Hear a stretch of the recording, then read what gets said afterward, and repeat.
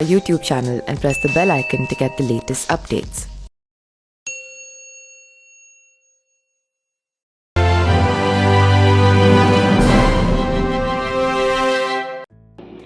नमस्कार, मेरा नाम पिंटू सिंह यादव है और आप देखना शुरू कर चुके हैं न्यूज लाइव। दोस्तों, जिस तरीके से उत्तर प्रदेश की राजनीति में ये कयास लगाए जा रहे थे कि आरएलडी प्रमुख जयंत चौधरी भारतीय जनता पार्टी यानी कि एनडीए का हिस्सा हो सकते हैं, इस कड़ी में अब उनके दादा को भारत रत्न दिए जाने के बाद कयासों का जो बाजार है वो और भी तेज हो गया है और तकरीबन माना जा रहा है कि आरएलडी प्रमुख जयंत चौधरी एनडीए के साथ आ जाएंगे। इन सारे सवालों का जवाब उन्होंने बाकायदा दिया है। क्या कुछ कहा है, क्या वो सच में एनडीए में शामिल होंगे, इसकी पूरी जानकारी आपको इस वीडियो में बताने वाला हूं। तो चलिए शुरू करते हैं।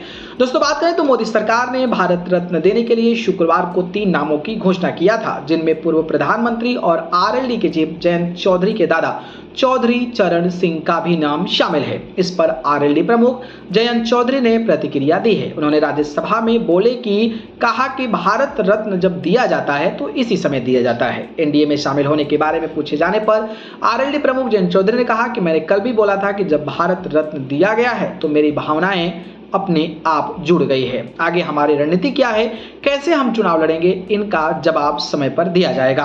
आरएलडी प्रमुख जयंत चौधरी ने कहा कि भारत रत्न जब दिया जाता है तो इसी समय दिया जाता है। क्या इनका दावा और पेशकश ये है कि जिस साल में चुनाव है उसी साल सरकार किसी को भारत रत्न ना दे?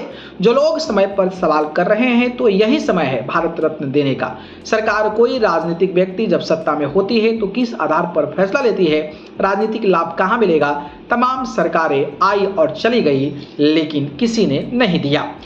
आज की सरकार में चौधरी चरण सिंह के विचारों की झलक। जयंत चौधरी ने यह भी कहा कि जो सरकार आज इनकी कार्यशैली में चौधरी चरण सिंह के विचारों की झलकती है। एक जमीनी सरकार ही चौधरी चरण सिंह को भारत रत्न दे सकती है। उन्होंने कहा कि चौधरी चरण सिंह को भारत रत्न से सम्मानित करने का फैसला बहुत बड़ा है।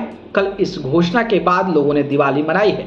कल किसानों ने सीपी में मिठाइयां बांटी है। इससे पता चलता है कि फैसला सिर्फ उनके परिवार तक सीमित नहीं था बल्कि किसानों को मजबूत करने वाला फैसला था। बाकी जिस तरीके से जयंत चौधरी ने तमाम बयान दिए हैं उसको लेकर आपको क्या लगता है, बताइए। धन्यवाद।